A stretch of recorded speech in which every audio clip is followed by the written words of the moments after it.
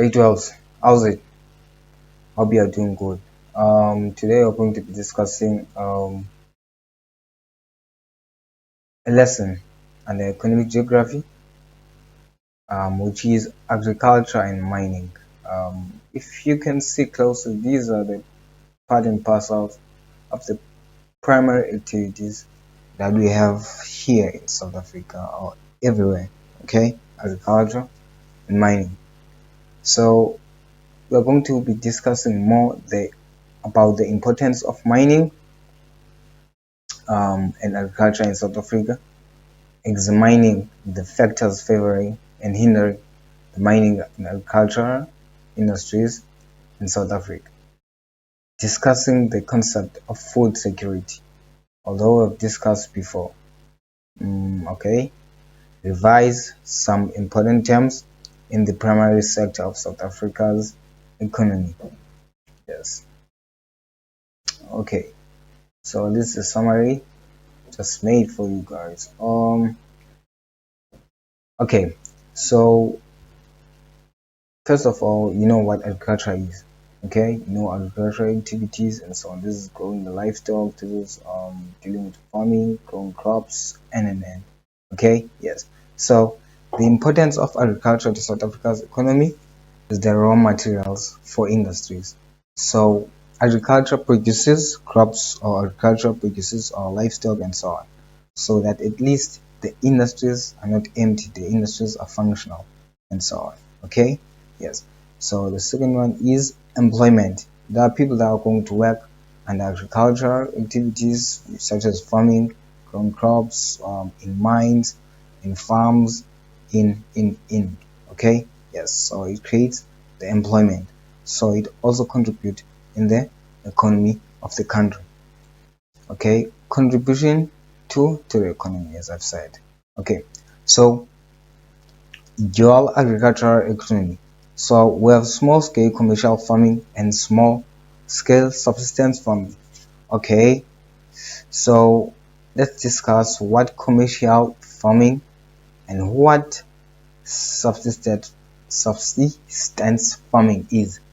So commercial farming, this is farming with an intent of getting a profit. Okay, selling your crops so that you can get profits. You can get profit. So this is whereby you are going to grow your crops, sell them, and get money. That's commercial farming. So subsistence farming, this is whereby you're growing your crops with an intent of feeding your livestock, feeding your family, and also feeding yourself.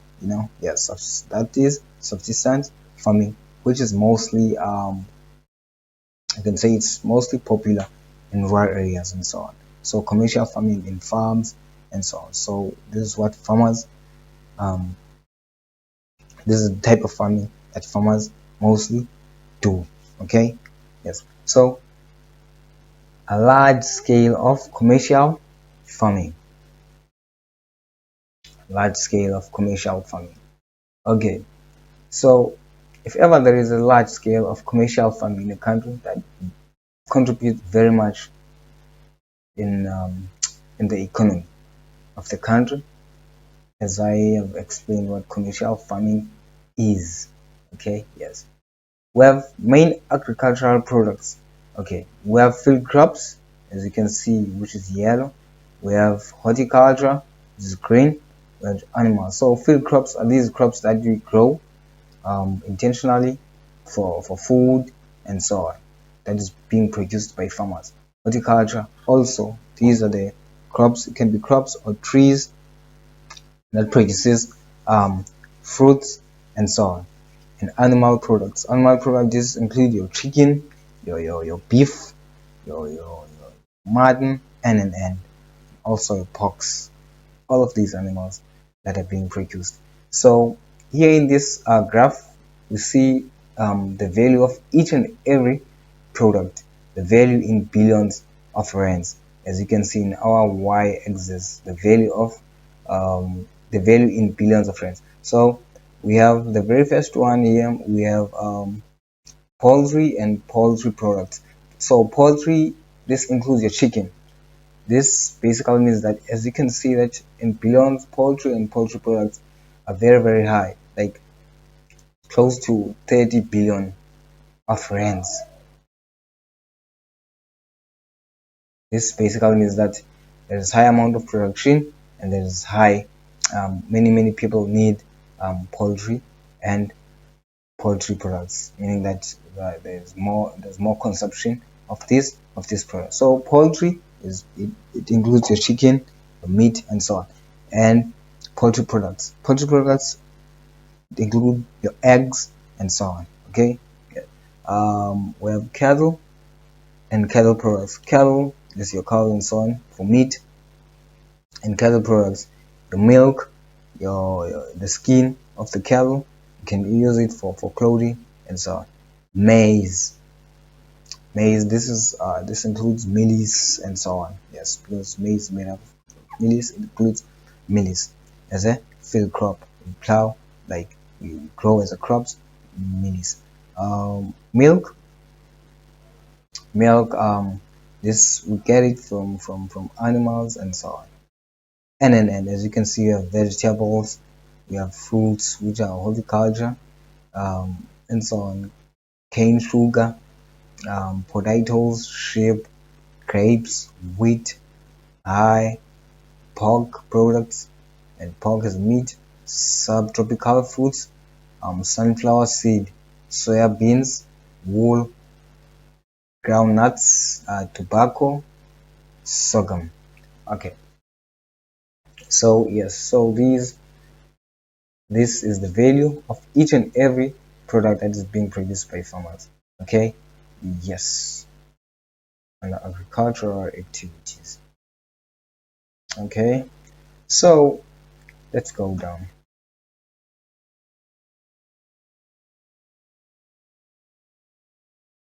Okay, so now we're going to talk about the factors that are favoring agriculture in South Africa. So I'm going to be speaking about factors that favor agriculture in South Africa. The very first one is that the range of climate.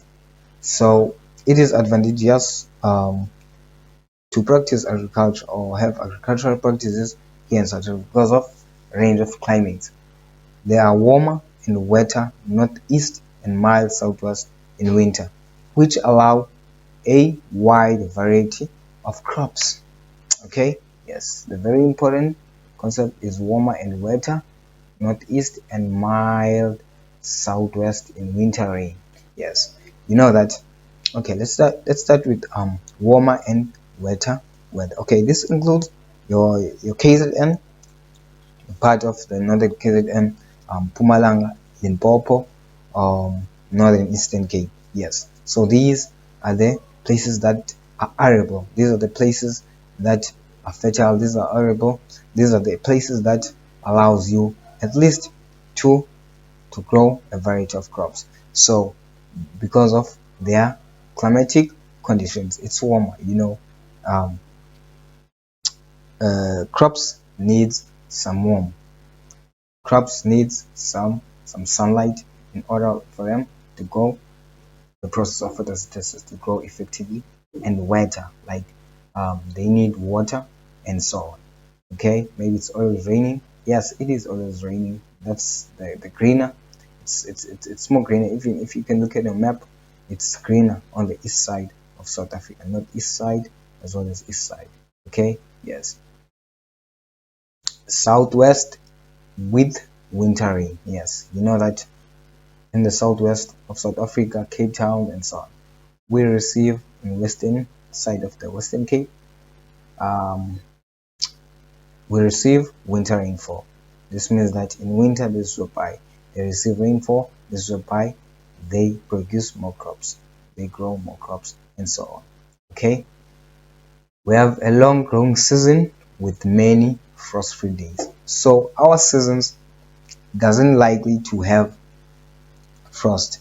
This basically means that at least in a year, other places experience frost, but others don't.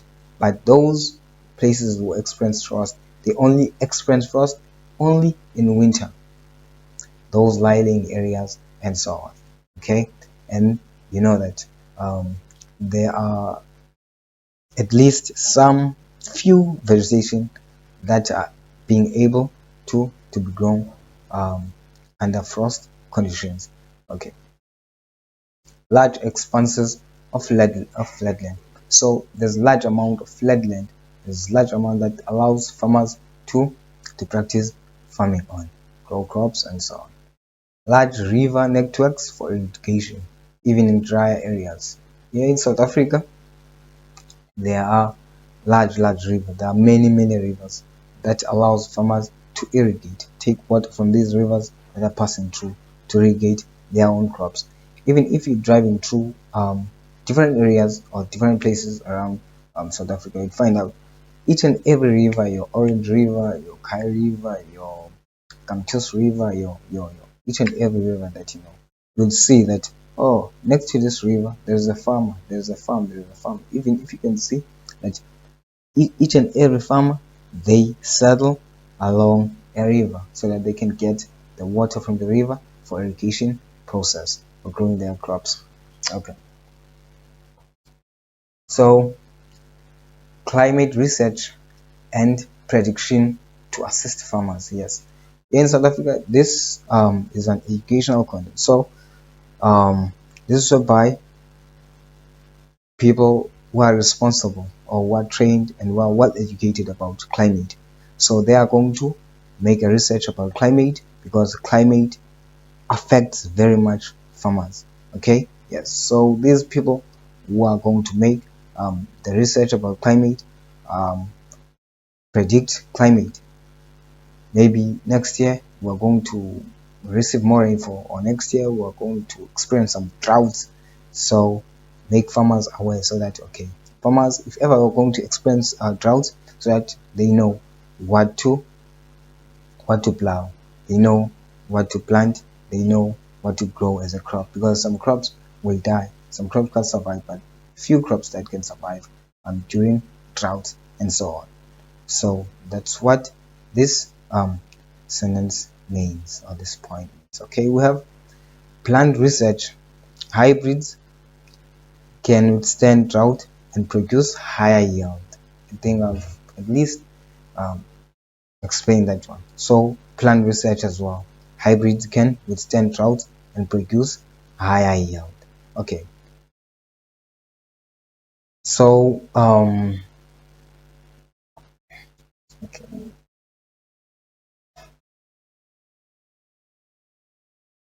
yeah.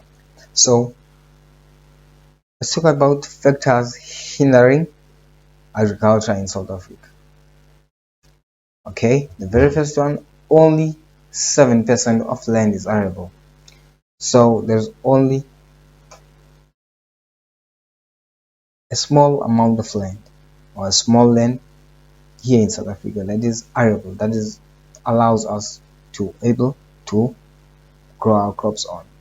Okay, there is few fertile soil or fertile land so that we can grow our crops effectively. Only 7%. Okay, also we have insufficient rain over half of the country. So the half of the country doesn't receive much rainfall. So maybe they receive rainfall only in summer, even a few days in summer.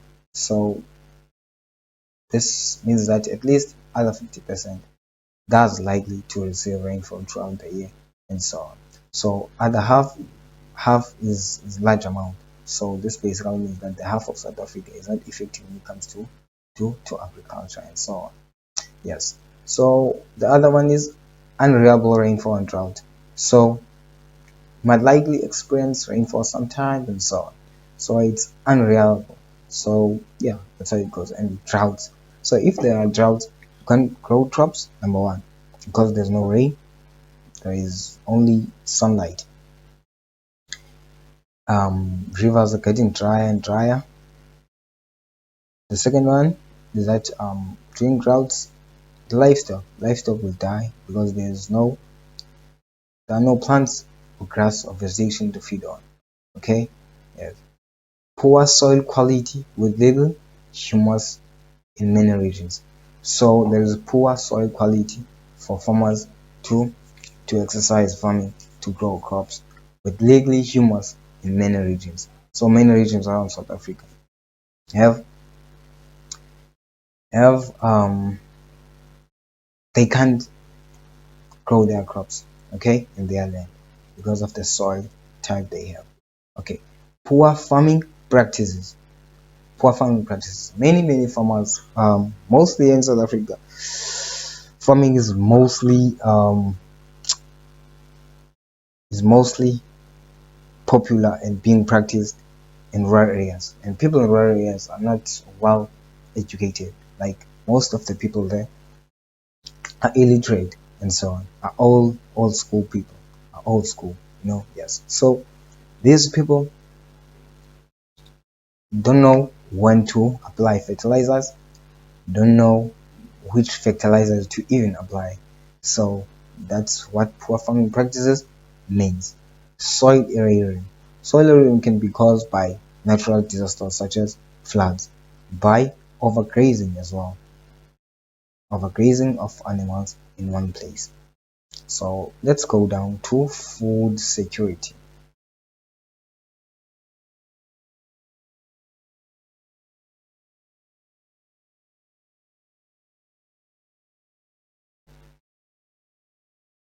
Okay, so food security, this is the availability of food, okay, of healthy food with nutrients to each and every at least person in a country.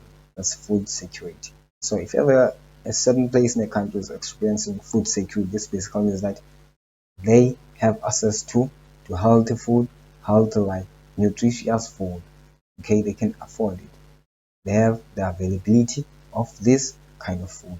They have availability of food, yes. So people can afford safe and nutritious food for a healthy life. Okay, yes. So I've explained food security in previous lesson. I think yes, mostly yes. So food security as well as food insecurity. So the graph shows the food insecurity places in South Africa, places or provinces that experience food insecurity in this graph. Yes, as you can see, Eastern Cape is the highest one. The second highest is Northern Cape, expressing food insecurity. Food insecurity is the lack of food. Okay, this is the lack of food, of nutritious food, healthy food. Yes. Third one is Limpopo. So if you can see that the most three provinces that are experiencing food insecurity are the provinces that have high rural areas. Yes, they have many rural areas that are dominated by rural areas. Yes, because of food insecurity. So this basically means that people who live in rural areas, they experience much food insecurity problems and so on. As you can see, all of this, you can study it and look at it. Okay, yes. So let's go down to mining. So let's talk about the importance of mining. Let's talk about the importance of mining. Large contribution to the GDP. So mining contributes largely to the GDP. So this basically means that the production of the country, if if mining is effective, like we produce minerals and so on through mining, this basically means that the production of the country is going higher. So that's how you contribute to GDP. Multiply effect. Additional economic development in response to a new or expanding part of the economy. Yes, that's how it goes. Ex- Exports of processed and unprocessed minerals products. So if ever we are going to mine, for example, coal or gold, we are going to export that coal or gold to another country so that it can be processed. If we don't have industries here in South Africa to process those particular um, raw materials, so we are going to export them, and unprocessed minerals products as well. Mhm. Mines are largely source of employment. So if there are mines, there will be largely source of employment. There will be mining engineers which are going to be employed, mine workers, people that are working in like hands-on underground, um, surveyors, land surveyors, and geographers, geologists, and so on.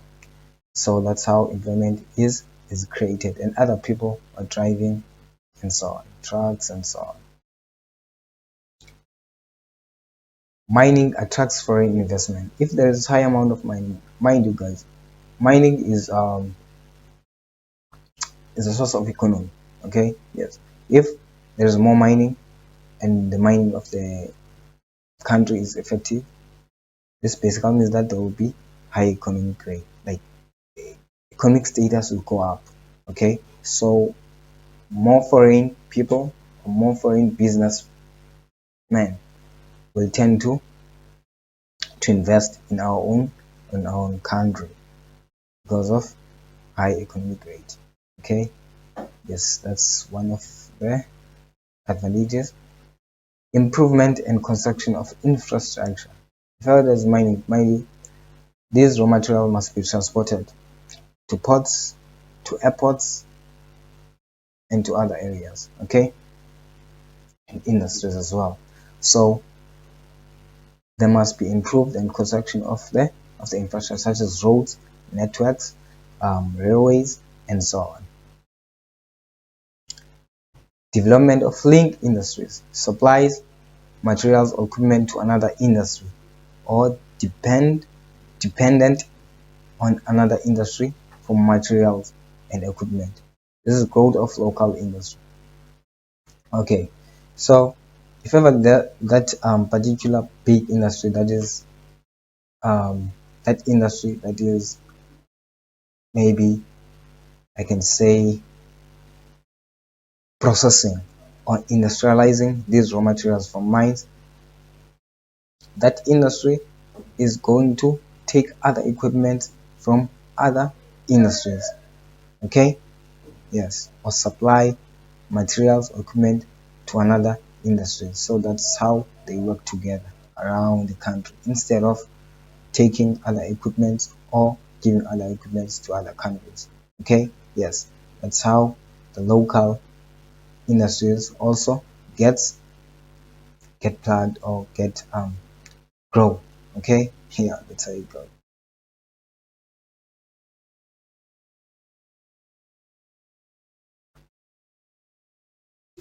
Okay, let's talk about factors favoring mining in South Africa. Uh-huh. Yes, we just discussed importance of mining. So now factors favoring mining in South Africa. Okay,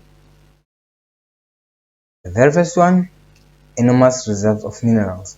There will be large quantities of minerals being produced.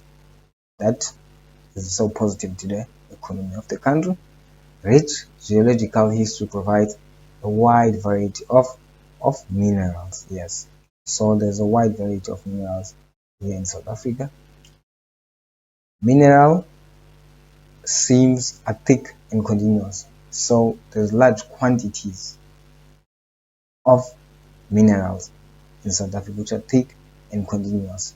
Like if ever you are digging downwards, you meet more minerals, more and more. The more you dig, the more you take more or meet more minerals in South Africa.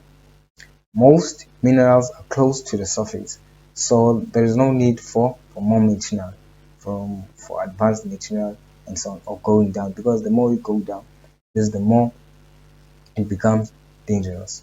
Okay, for mine makers. Low thermal gradient. Temperature does not increase rapidly with depth. Therefore, the cost of cooling the air pumped into the mines is reduced. Yes. So when you go underground, there is no there are no high temperatures. So this also reduce or limit the machines that are going to or generators that are going to generate some cool air outside, so they are reduced. There will be low amount of these machines, meaning that there will be less money used or spent. Okay, coal was available for electricity. So coal is the one of the major things as coal and substance that we have, which is available for electricity to run and for our services to be functional. Availability of low paid labor. Yes, also people that are going to be employed, so that yes, and pay them at least less money because there is no money. Okay, yes. So let's talk about factors hindering mining. Factors hindering mining. The very first one is fluctuation in exchange rates, the up and downs of exchange rates. That's the very first one. The second one, dangerous underground water. It is dangerous because the more you dig, you know that you meet groundwater, the infiltrated water when it was raining. So it is dangerous. That water is dangerous. Other people or mine workers are drowning, and that water is very dangerous. Labor costs have risen steeply. Yes. So um, mine workers are demanding more money from their mine companies because it is not safe and it's very dangerous to work as a mine worker. Environmental damage. Our rivers getting dirty, damaging environment by digging um, underground and so on. That can also cause landslides and falling off of, of the land. Okay, mines far inland, transport costs raise price of minerals, making them less competitive against global competition. Okay, this basically means that okay, the transport costs raise price of minerals. So when minerals arrives in other country or minerals arrive in our own country, this basically means that there will be less competitive global competition. Yes, there will be yes, yeah. Um, HIV and AIDS. So HIV and AIDS basically means that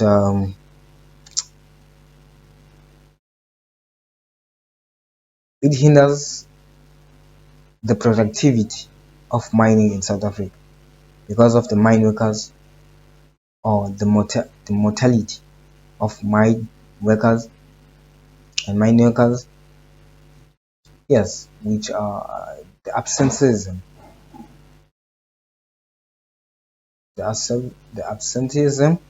of mine workers. This is going to hinder the productivity of mining. Yes, that's how you call it. I think that's the end of the lesson. Guys, see you in the next lesson. Have a great and wonderful day. Hope you have learned so much of this lesson. Don't forget to subscribe, like, and comment. See you next time. Cheers.